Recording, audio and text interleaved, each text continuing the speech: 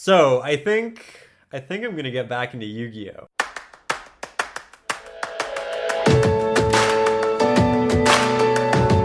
So we have had a wild 3 weeks and we are now edging closer to our first completed month of returning to Yu-Gi-Oh! Thus far, we've had a lot of fun with the classic cards and learned most of the new mechanics. We've also started building a couple of competitive decks and achieved 2 second place finishes. It is still our goal to win a locals, top 8 regionals, and eventually go on to conquer a YCS tournament.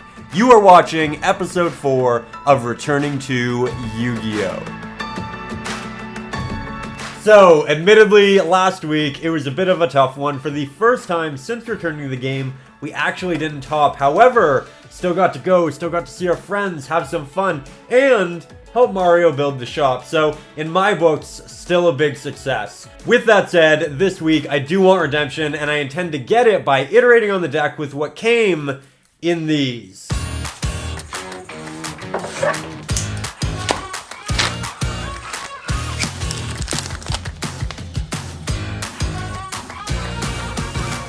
So, as you can see, we did finally receive a third Stratos, and yes, the only reason we weren't previously including a third in the build was because we simply didn't have one. I also received a lot of Cyber Dragon cards for our side deck, and some additional Pendulum options, including that of Appaloosa. I have to say, it would be so nice to no longer fear Nibiru. At this point, I think all we need is a Borreload Savage Dragon to complete the extra deck, which is really exciting, especially considering just how well Carter did last week. With that said, though, it is time to iterate on heroes.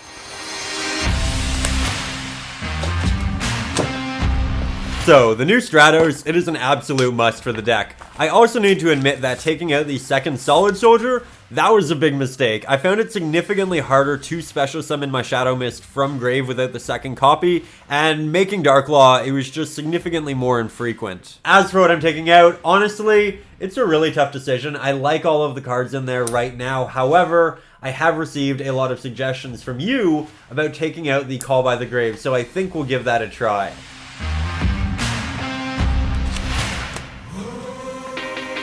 As an aside, I really would like to say a big thank you to all of you for the deck ideas, the tech ideas, the side deck ideas.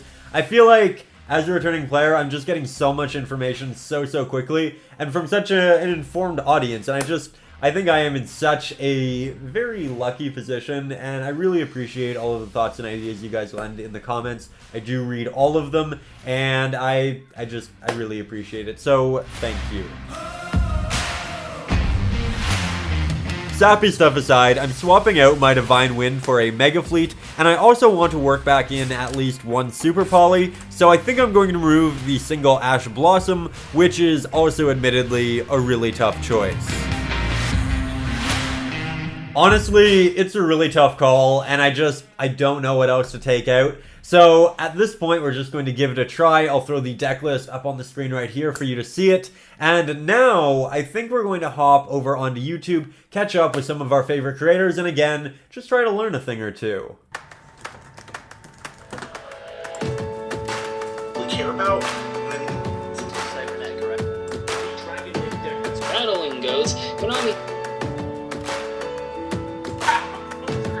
Guys, Liquid Man is what we need. That card is amazing. It'll make making Dark Claw so much more consistent, and we also won't have to rely on Solid Soldier so much like we do right now. So that's really cool. Also really neat to see the archetype of heroes still getting support, and so much of it this many years down the road. I love that you can invest in a certain archetype and still have that investment, you know, continue to pull through years and years later, if not at this point, a full decade. So just really cool. So, thanks to John from House of Champs and Robbie Cole, I was now aware that I needed to make some preemptive purchases, which included that of Masked Hero Acid, Absolute Zero, and Miracle Fusion. While on Troll and Toad, I also decided to order yet another Malicious Bane. It has been 35 days, our first one isn't here, and I think I'm ready to try again. Now, 2 things I'd like to note here. I get a lot of questions as to why I use Troll and Toad over a TCG player, and that's a totally fair question. However, the answer is quite simple, and that is that I am Canadian, and TCG Player, it doesn't have a lot of sellers that are willing to ship to me, and the ones that do charge significantly more. With that said, I also really like the site. I've reached out to them a couple of times. They've been very helpful, great customer support, so bonus points there. But one thing I'd really like added to the site is the addition of a support a creator code, which is not something I personally intend to, create for myself, but I love the opportunity to give back to people like that of John from House of Champs. I feel like so many of my purchases are because I watch his videos, his market watches. I feel like they're very informative, and I just love the opportunity to give back to him like people who use TCG Player can. So hopefully that's something they can incorporate in the future. But on the note of being Canadian, I have something really cool to show you.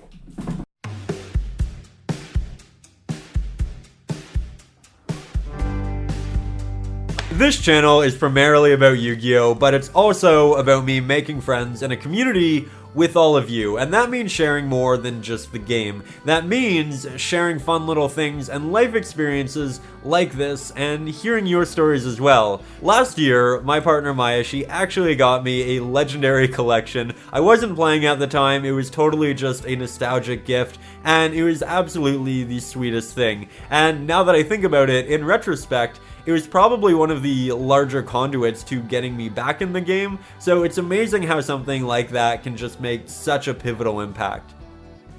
So again, let me know your holiday, your Christmas, your birthday stories in the comments below. Again, I love reading that stuff. So, another two things. I think when I ordered cards, I may have made a mistake. Really wanted to order an Elemental Hero Shining. I believe that's the title of the card, but it's essentially the Hero Fusion that's a light that you can use in conjunction with Super Poly. Got a lot of suggestions for that in the comments, and I think it's a great idea. I forgot to order it again, so I'll have to remember for the next time. The second thing I wanted to note was that I came across a combo Thunder Dragon deck profile that Cimoooo uploaded, and I have to say, this deck looks like an insane amount of fun. When I ordered my first batch of cards, just to kind of get reacquainted with the game, I actually ordered 3 Ultra Thunder Dragons. Not because I knew they were competitive, but because back in like 2005, I used to have so much fun with them in these horrible Chaos/Dark World decks.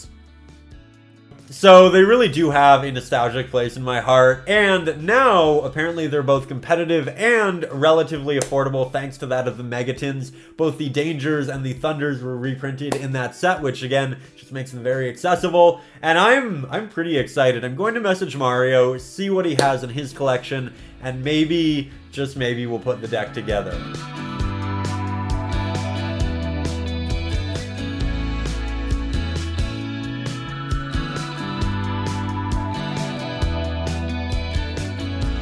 So, it is Saturday, and I have to say, we are feeling good. We are feeling really good today, so much better than last weekend, and I also feel like our deck, it is so much more consistent now that we have the second Solid Soldier and the third Stratos. So, as a whole, I am incredibly happy. I'm going to throw up the deck list on the screen right now for you to see. We also have the side deck in there, which admittedly, again, I did go with some more unconventional choices. I did add a single Compulse and a single Raigeki, which I know at this point is a bit more antiquated, but really, I just want to break boards. I want to get rid of cards like that of Vanity's Fiend when they hit the field, and that will do it for me. So, we'll see how it goes. We'll try it out yet again. But I'm just really pumped. I've arranged with Mario to pick up some cards later, so I'll show you that as well. But let's get packed up, let's get our things ready, and let's head off to the tournament.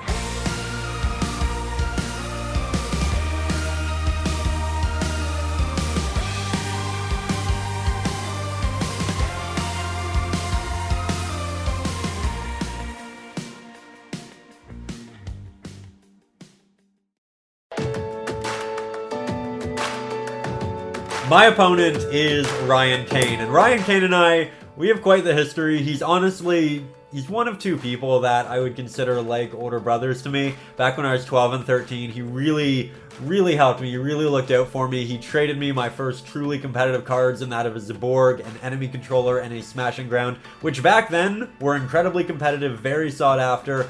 and he was always there for me. He talked my parents into letting me go to my first regional. I was at probably 13 years old. He drove us. It was like a 2-hour car ride to Toronto, and it's one of those things that, like, he had to go to so much work to get this done, to get me there, and he always believed in me. He did that. He did all of that, and I would be lying if I said that he didn't feel like family in a crazy weird way.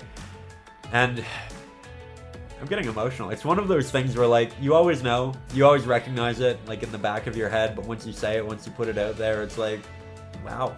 Yeah, and it has an impact. So everybody meet Ryan Kane. Anyways, Ryan was playing Thunder Dragons, and this was actually my first time facing the deck, and I knew that Colossus would be an issue, but I didn't know just how debilitating it could be. He opened with 2 Colossus, and while I had a decent hand, at the time, I didn't see a way out. I could get rid of a single Colossus with the Imperm, but the other would be fine, so I decided to make a bigger monster and set the Impermanence should he decide to go into a massive Link Summon on the following turn, which he actually did. He made a Unicorn, which I negated. Unfortunately, after that he special summoned a Titan, and that's all she wrote. Anyways, I sided Lancia, drew a relatively decent hand, and let him go first, as I didn't see a first turn Darklaw helping me much at all. He made a massive board of 2 Colossus and a Titan. I super polyed for Starving Venom Dragon, then realized I locked myself out of my own extra deck. So I specialed an increase and ran over the Titan thanks to an Honest Neos, and this game, it was getting a lot more interesting. From there, he summoned a Dino Wrestler, a Matrix, and Mind Controlled, which gave him the materials for a BLS, which is an insane card. From there, somehow I lived, summoned a Dangerous, boosted it with a Dynatag, and traded with his BLS. I then removed 2 of my D heroes, and the game grinded on. In the end, I was incredibly lucky, and time was called before he had a chance to kill me with Titan. I had more life points, and our first game together in over a decade ended in a draw. Honestly, I think he had me this match, but I know I personally wouldn't have wanted to win, which I know sounds crazy, but we have such a good history. Ending it with a tie, in my opinion, was the best case scenario.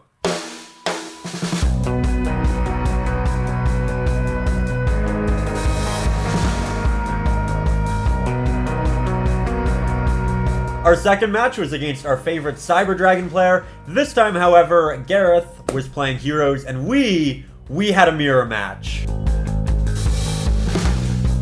So, I played first and summoned a Stratos, which fetched me a Ferris. From there, I ditched a Mali to special the Ferris, searched an increase, tributed, and specialed a Vion, which put a Shadow Mist in the grave and allowed me to search for a Plasma. I also banished the Ferris with the Vion and grabbed an additional Poly. From there, I made a Cross Crusader, fetched a Stratos for the next turn, and tributed all of it for a Plasma. From there, I set my Impermanence and passed.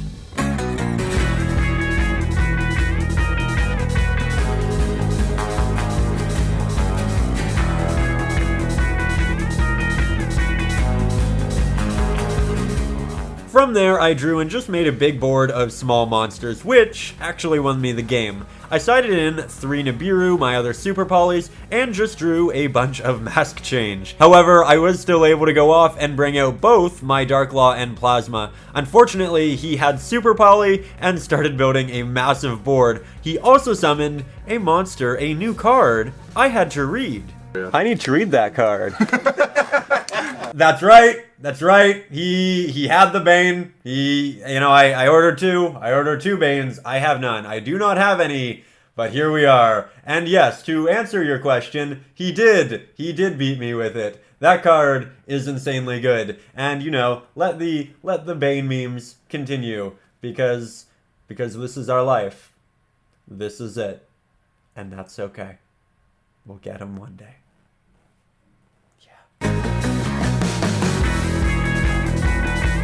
Game 3 began, I let him go first, and he ended on a Plasma, which is generally a big deal. However, I used my Infinite Impermanence and started my combo with Stratos. I was able to eventually go into a Trinity, search the Honest Neos, and that was a quick but fun Game 3. I recognize when I say this every time we play, but I love playing this guy. Such a good time, such a good atmosphere, and yet again, another fantastic match. Oh, you know those costumes? Yeah, amazing. Somehow I can top deck. My next match was against a really nice fellow named Brandon. He actually commented on one of my previous videos noting that he recognized the town I was in and he was looking for a shop. So we invited him down to play, and I have to say, I'm really glad we did. Brandon is definitely one of those people who immediately gives off good vibes, and I was really happy to play this match. As you can see, he's running Salamangreat, and I have no idea what's happening. I attempted to make a big boy Dread Decimator, but he had a defensive trap, which is something I feel like I haven't seen in literally a decade. So he poked with his monster, and I attempted to go off again. However, before I could do some big damage, he had yet another trap, and my resources were depleted. So, Brandon took the first game, and I have to say, I was so pumped to play against Salamangreat. I really wanted to test against this deck, and again, great environment to do so. With that said, I sided 3 Nibiru and some back row removal. Luckily, they weren't needed as I summoned a Darklaw, a Plasma, and he ended up scooping. Apparently, Salamangreat really relies quite heavily on the graveyard. Our third match had quite a bit of back and forth, but in the end, time was called, and he had 200 more life points, which meant that he got to take the match. So, as you can tell, this week's matches are significantly more competitive, and I feel like I'm learning just about 100,000 things, which is great.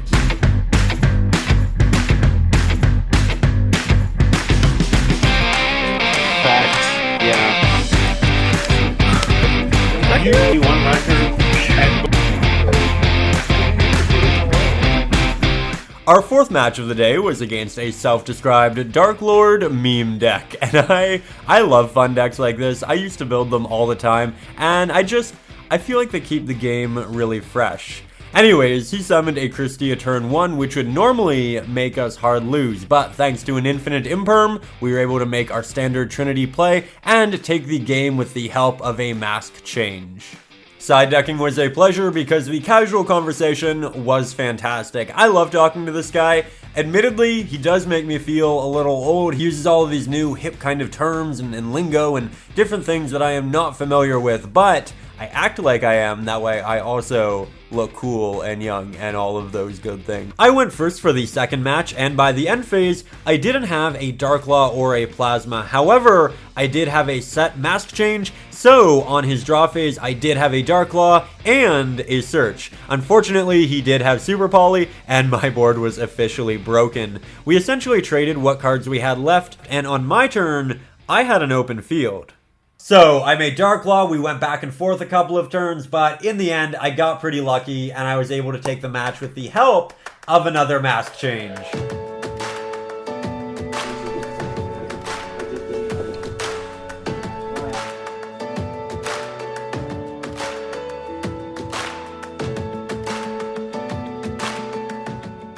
We had officially made it to the top 4, and we were up against Ganon, who you probably remember as the Fire King and Burning Abyss player, though I don't think either of those notes really give him the credit he deserves. He is an official judge and by far the most informed player at our shop. With that said, today he was playing Grand Maju, and, well, I admittedly lost a hard 2-0 here. I had no idea what to do. I felt like summoning Darklaw would be counterproductive. I felt like summoning Plasma wouldn't really do much because he could just spam the board with dangers and link monsters. So, to any experienced hero players out there, I would love to know what you do in these situations against a deck like that of Grand Maju. So, we're now playing for 3rd or 4th place, and our opponent is Blake playing Dinosaurs, which you probably remember from the previous week. We actually ended up tying. So it was really cool that we got to play again here in the finals, and unfortunately Blake wasn't feeling all too well, which does have a big impact on your game. I was able to get a 2-0 victory, but I don't know if I really count it. I look forward to the day when we're both 100%, when we can both, really go at it, because I'm sure it'll probably be like 1-1, and then the third game will be incredibly close. So really looking forward to that, and we did get 3rd place. So we did find redemption, and we topped on a much more competitive week, but we weren't done because I was feeling good, and I was about to feel a whole lot better because I did have some cards to pick up from Mario.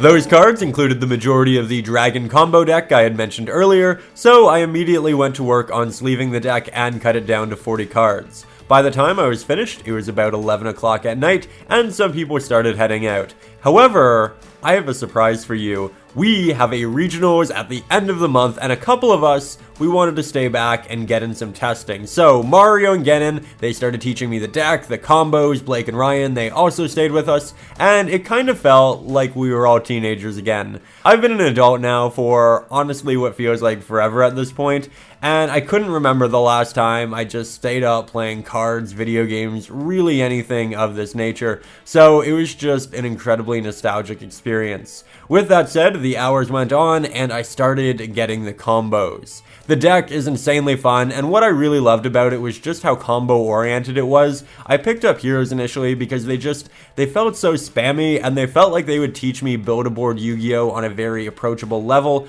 and I feel like this Dragon combo deck, it continues that lesson. It puts a lot of additional emphasis on the extra deck link summoning, and I just felt like I was learning so much so quickly. And with that said, at 4 a.m. we finally felt like we had learned enough, and we were ready to head home.